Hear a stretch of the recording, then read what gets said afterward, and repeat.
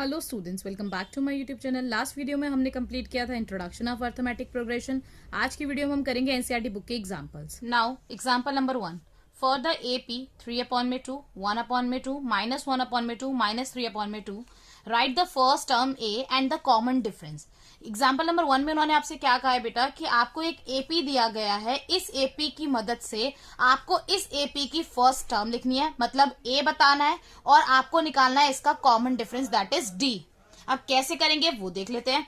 First term मैंने आपको पहले ही बताई थी कि एपी में पहली बात तो टर्म क्या होती है, इसका हर एक नंबर अपने आप में एक टर्म होता है। तो जो पहला नंबर होता है वो क्या कहलाता है, इसका फर्स्ट टर्म। तो इस क्वेश्चन में एग्जाम्पल नंबर 1 में हमारा ए क्या हो जाएगा, इस एपी का जो फर्स्ट टर्म है 3/2 वो क्या कहलाएगा, ए, दैट इज फर्स्ट टर्म।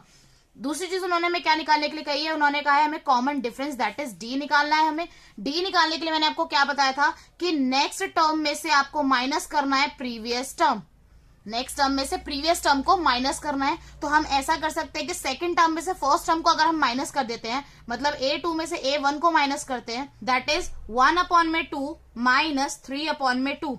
तो हमारा आंसर कितना आ जाता है, एलसीएम ले लिया 2, नीचे वाले से डिवाइड ऊपर वाले से मल्टीप्लाई, 2 को 2 से डिवाइड किया तो 1, 1 को 1 से मल्टीप्लाई करा तो आया 1, माइनस 2 को 2 से डिवाइड करा 1, 1 को 3 से मल्टीप्लाई करा तो आया 3।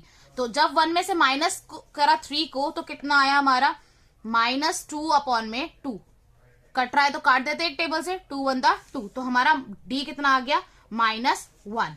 ठीक है, आप चाहें तो इसको चेक भी कर सकते हैं आगे की दो टर्म को देख के, जैसे कि हमारी A3 में से हम माइनस कर दे A2 को, तो A3 है हमारा -1/2 और A2 है हमारा -1/2।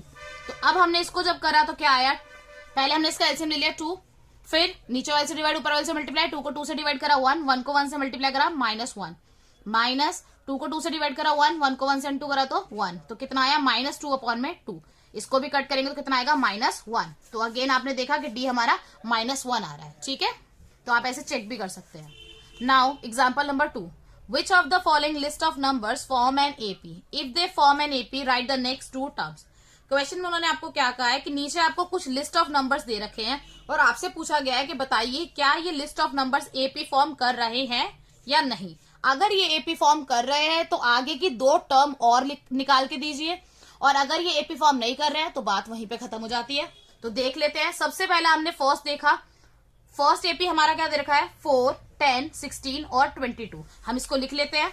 अब एपी लिखने के बाद हमने देखा इसका जो डिफरेंस है, हमारा जो डी है वो कितना है, 10 में से 4 को माइनस करा तो कितना आया 6।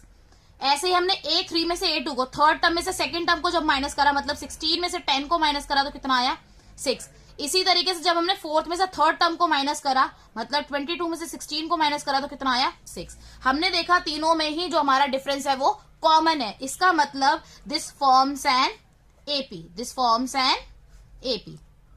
हमने लिख दिया दिस फॉर्म्स एन एपी। अब उन्होंने हमें क्या बोला था कि अगर ये एपी फॉर्म कर रही है, मतलब जो भी लिस्ट ऑफ नंबर्स आपको दी गई हैं वो अगर एपी फॉर्म कर रही है तो आपको आगे की 2 टर्म बतानी है। तो जो हमारी लास्ट टर्म यहाँ पे दे रखी थी वो थी 22, तो आगे की टर्म कैसे निकाल लेंगे, 22 में ये जो कॉमन डिफरेंस आया इसको ऐड कर दे तो कितना आया 28। फिर ये जो 28 आया है उसमें हम इस कॉमन डिफरेंस को ऐड कर दे तो कितना हो जाएगा हमारा 34।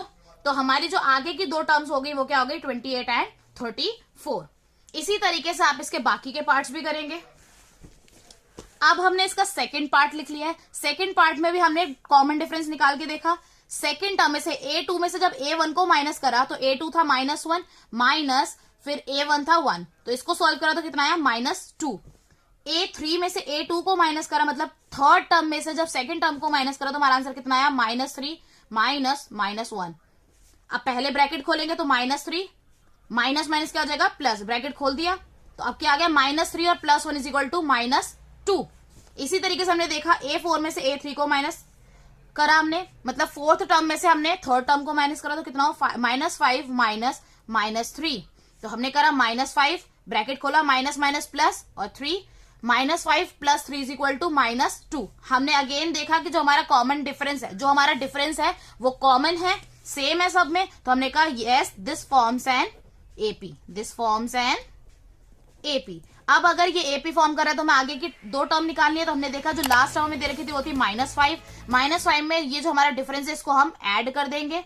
तो हमने करा -5 ब्रैकेट खोला प्लस माइनस माइनस -2, -5 और -2 इज इक्वल टू -7। इसी तरीके से अब इस -7 में हम ऐड कर देंगे हमारा कॉमन डिफरेंस। तो हमारा कितना हो -7 ब्रैकेट खोला प्लस माइनस माइनस, तो -7 -2 इज इक्वल टू -9। तो हमारी आगे की जो दो टर्म होगी वो कितनी हो गई, -7 और -9। इसी तरीके से इसका थर्ड पार्ट देख लेंगे। थर्ड पार्ट हमने लिख लिया, इसमें भी हम डिफरेंस निकालेंगे। हमने देखा सेकंड टर्म में से फर्स्ट टर्म को जब माइनस करा तो कितना हुआ, 2 माइनस ब्रैकेट में -2, पहले ब्रैकेट खोल लेते हैं माइनस माइनस प्लस, तो 2 + 2 4। इसी तरीके से हमने दूसरा थर्ड टर्म में से सेकंड टर्म को माइनस करा तो थर्ड टर्म थी हमारी -2, तो -2 माइनस 2, तो -2 माइनस कितना हो गया, -4। ठीक है, नेक्स्ट में हमने देखा फोर्थ टर्म में से थर्ड टर्म को माइनस करा तो फोर्थ टर्म थी हमारी 2 माइनस ब्रैकेट में -2, तो ये हो गया 2 + 2 इज इक्वल टू 4। अब हमने देखा कि यहां जो हमारा डिफरेंस है वो सेम नहीं है, पहले में 4 है, दूसरे में -4 है और तीसरे में हमारा 4 है।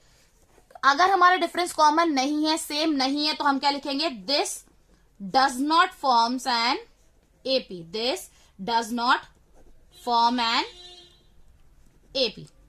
ठीक है, क्योंकि ये एपी फॉर्म ही नहीं कर रहा तो हम इसके आगे के टर्म्स निकाल ही नहीं सकते, तो हम इसको यहीं पे छोड़ देंगे।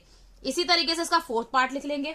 अब हमने इसका फोर्थ पार्ट नोट कर लिया, फोर्थ पार्ट में भी हम सेम तरीका लगाएंगे। पहले हमने निकाला इसका डिफरेंस, सेकंड में से फर्स्ट टर्म को जब माइनस करा 1 - 1 इज इक्वल टू 0, थर्ड में से सेकंड टर्म को माइनस करा तो कितना हो, 1 - 1 is equal to 0, fourth term में से थर्ड टर्म को माइनस करा तो कितना है, 2 - 1 is equal to 1, fifth term में से फोर्थ टर्म को माइनस करा तो कितना है, 2 - 2 इज इक्वल टू 0।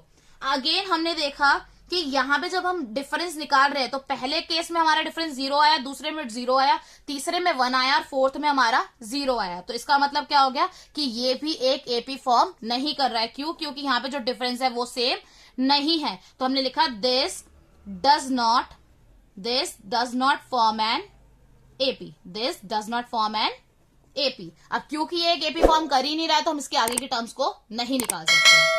नाउ बेटा, आप लोगों को एक्सरसाइज 5.1 में क्वेश्चन नंबर 3 और 4 जो है वो आपका इसी से रिलेटेड है, तो आप खुद से कोशिश करिए उन क्वेश्चंस को सॉल्व करने की। अगर वो क्वेश्चंस आपसे सॉल्व नहीं होते हैं तो जब मैं आपको नेक्स्ट वीडियो में एक क्वेश्चंस कराऊंगी तो आप वहां से चेक कर सकते हैं। ठीक है, तो आप ये दोनों क्वेश्चंस खुद से प्रैक्टिस करिए और देखिए, चेक करिए कि आपको कितना समझ में आया है। That's all for today.